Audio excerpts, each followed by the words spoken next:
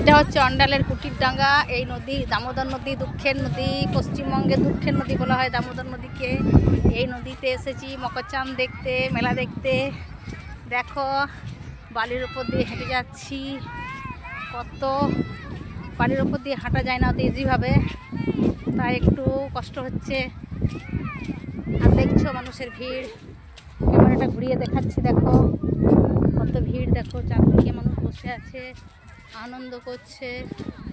আর নদীর জল বয়ে যাচ্ছে ওইদিকে, স্নান করছে। আমরা স্নান করিনি, স্নান করে এসেছি বাড়ির থেকে। আমরা এরকম ঘুরতে এসেছি। আজ মকর সংক্রান্তি, আজ নদীর জল মাথায় ঠেকালাম, এটাই যা। আজকের দিনটা খুব শুভ পবিত্র দিন বাঙালিদের কাছে, মকর সংক্রান্তি, তাই নদী চানে এসেছি। দেখো জায়গাটা কেমন জানাবে কমেন্টে বন্ধুরা। এখন চলি, টাটা, বাই বাই।